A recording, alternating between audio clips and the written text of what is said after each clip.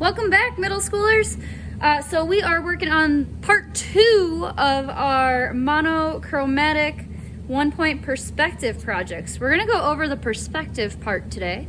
So you're gonna need a ruler or something with a straight edge. There is no measuring, but you definitely need that straight edge to work with. So, and just a pencil to get started here. So, and this is why I gave you guys 2 pieces of paper as well. So this is on a new piece of paper. Set that first piece aside. You don't need it right now.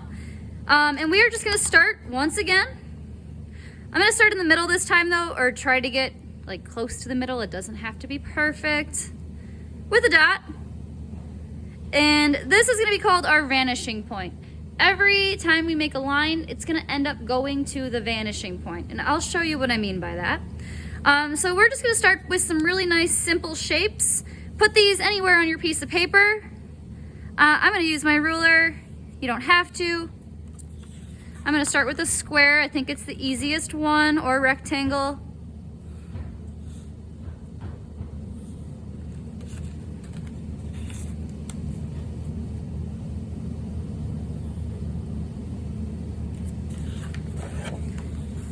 Beautiful.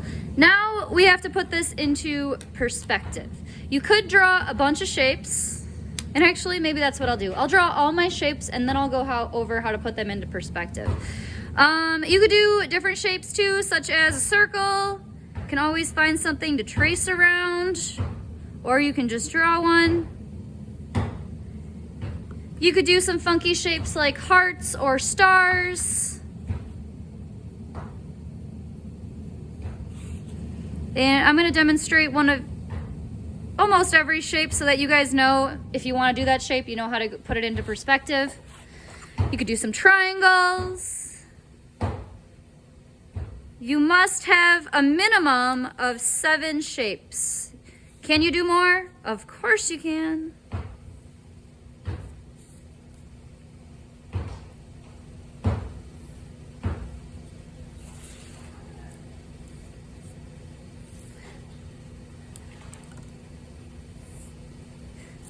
Your shapes just can't overlap one another, so that's something to keep in mind while you're working. They can be close to one another, they can be in front of your shape, like another shape, they can be behind another shape, they just cannot overlap.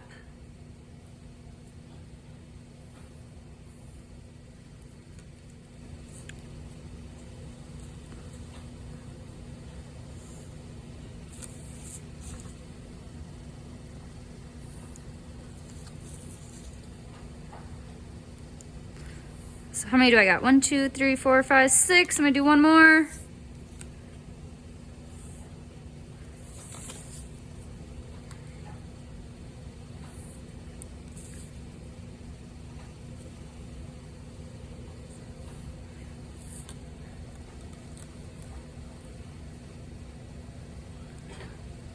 Perfect. All right, now I gotta put these into perspective. So this is where you definitely need your ruler.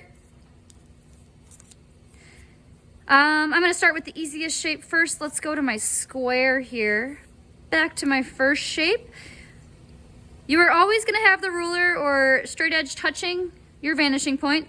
This should always stay here. So no matter where I rotate it, it has to be on the vanishing point when it ends. So I'll go to one corner of, I have to end it up with every corner of my shape. And I'm gonna line it up with that vanishing point, and I am just gonna draw a nice straight line. So again, another corner, vanishing point, line it up, nice straight line. Here's where the tricky part comes in. If I line it up with this corner to my vanishing point, you know I'll be going through my shape. We do not wanna go through our shapes at all. So if it goes through the shape, you just don't have to make a line for it. So I'm gonna skip that one. And I'm gonna step over here, line it up. Again, this would go through this triangle shape. So where it goes through, I'm not gonna draw it. That's why we're doing this in pencil though first, so if you do make a mistake and you do accidentally go through a shape, you can easily erase it. So again, triangle here. This one lines up. This one would go through it, skipping that.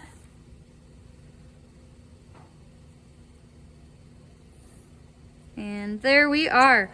Circles get a little bit trickier. And actually, I don't like where this one goes through, so I'm just gonna get rid of that.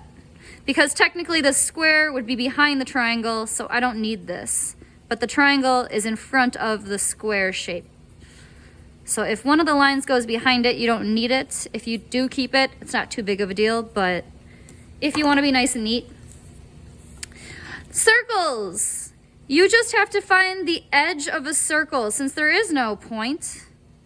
So from my vanishing point to the edge, circles always have 2 lines, and that's all they get. To the edge of the circle, to the vanishing point, and those are my 2 lines for the circle. That's all circles ever get. This guy, again, this one, this line would be very small, but it doesn't go through a shape, so it's just tiny. Let's see. Other difficult shapes, so if you're doing things like hearts, again, hearts you're gonna treat like a circle, so you wanna go to the outside edges and line it up with your vanishing point. Outside edge, line it up with the vanishing point. It's gonna go through this triangle, which I accidentally went into a little bit. Good thing I'm working in pencil. So I can stop it there, because that triangle is gonna be in front of my heart. And then actually my heart does have a point too. So that one gets one more line where that point is. Perfect. So that one's in perspective. If you guys have questions while you're working on these, please let me know. I'm gonna finish up this last shape and go on to the next steps.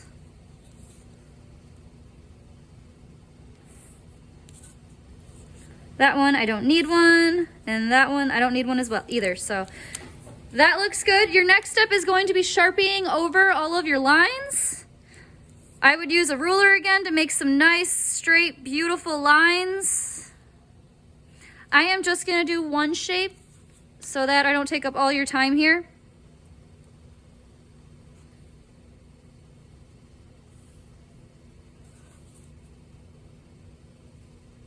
And then I'm going to show you guys how to color these. The tops of your shapes can be either solid colored, so whatever color you're using. So if I'm using red, I could fill them in with red. I could leave them white, or you can make them all black. So that's kind of up to you. It can also really be cool if you want to put like polka dots in them or some designs. You're totally up to you guys. I'm gonna leave that all in your hands, all in your capable hands. So next you're gonna need some colors. I forgot to grab color pencils, so bear with me. I will be back in 2 seconds.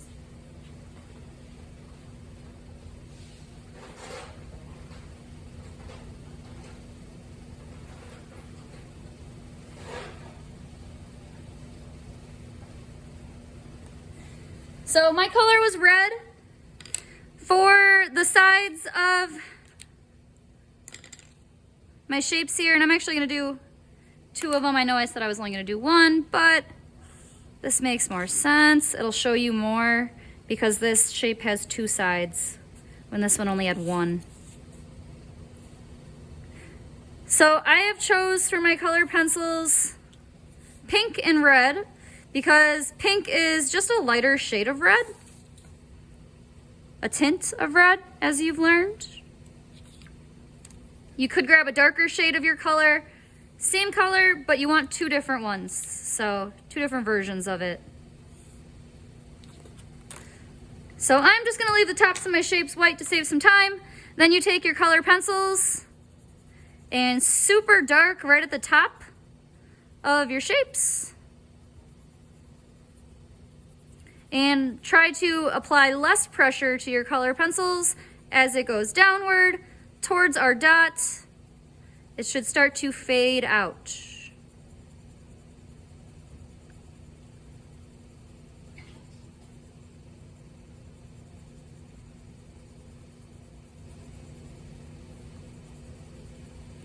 Beautiful.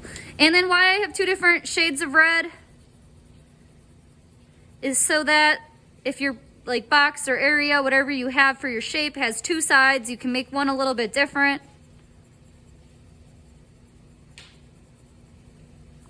And that is how I would like you guys to color them. So you'll do all of your shapes all with the same colors, that whatever ones you're using.